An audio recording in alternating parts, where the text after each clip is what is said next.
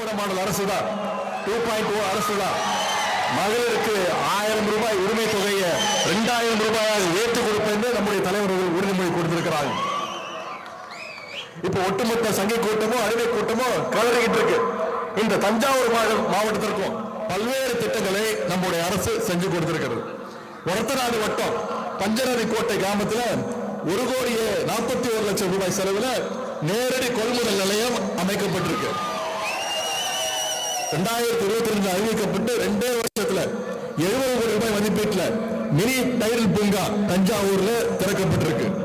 பேராவூரணி வட்டத்தில் 7,30,00,000 ரூபாய் மதிப்பீட்டில் காமன் ஃபெசிலிட்டி சென்டர் அந்த திட்டம் திறக்கப்பட்டிருக்கு. ஒரத்தநாடு வட்டம் நடுவூர்ல 170 கோடி ரூபாய் மதிப்பீட்டில் புதிய சேமிப்பு கிடங்கு அமைய இருக்கின்றது.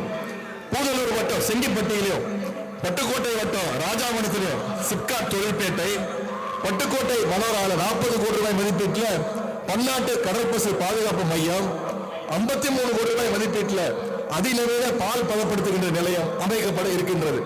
பட்டுக்கோட்டையில ரூபாய் 20 கோடி ரூபாய் மதிப்பீட்டில் புதிய பேருந்து நிலையத்தை இன்றைக்கு நாங்க திறந்து வச்சிருக்கிறோம். திருவோணம் வருவாய் வட்டத்தை நம்முடைய அரசு உருவாக்கி இருக்கின்றது. திருவையாறு புறவழிச்சாலை பணிகள் முழுமையாக முடிக்கப்பட்டு இருக்கு. ஏரி புறக்கரை கீழத்தோட்டம் மீனவ கிராமங்களுக்கு 32 கோடி ரூபாய் செலவில் மீன் இறங்கு தளம், தடுப்பு சுவர் அமைக்கும் பணி தொடங்கப்பட்டிருக்கு. ஈச்சங்கோட்டை வெட்டிக்காடு இடையே 40 கோடி ரூபாய் மதிப்பீட்டில் கல்லணை கால்வாய் தூர்வாரப்பட்டிருக்கு.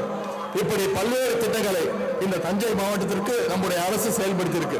இன்னைக்கு நம்முடைய முதலமைச்சர் கொண்டு வந்திருக்கின்ற இந்த திட்டங்களால தமிழ்நாடு இந்தியாவிலே நம்பர் 1 ஸ்டேட்டாக 11.19% வளர்ச்சியோடு மிகச்சிறப்பாக நம்முடைய மாநிலம் வளர்ந்து கொண்டிருக்கிறது, சாதித்து காட்டியிருக்கின்றது.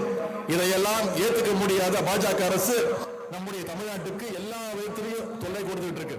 நிதி உரிமையை பறிக்கின்றாங்க, மொழி உரிமையை பறிக்கின்றாங்க, கல்வி உரிமையை தடுத்து நிப்பாட்டுறாங்க. இந்தியையோ சமஸ்கிருதத்தையோ எப்படியாவது தமிழ்நாட்டுக்குள்ள நுழைக்கணும்னு புதிய கல்விக் கொள்கையை கொண்டு வர்றாங்க. சமீபத்தில் ஒன்றிய அரசு பட்ஜெட் தாக்கல் பண்ணிச்சு, பார்த்திருப்பீங்க. அந்த பட்ஜெட்ல தஞ்சாவூரில் திமுக இளைஞரணி மாநாடு நடைபெற்றுக் கொண்டிருக்கும் நிலையில் துணை முதலமைச்சர் உதயநிதி ஸ்டாலின் உரையாற்றிய காட்சிகளை பார்த்தோம்.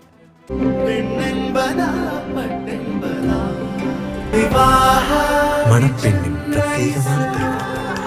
விவாஹா தி சென்னை சில்க்ஸ்.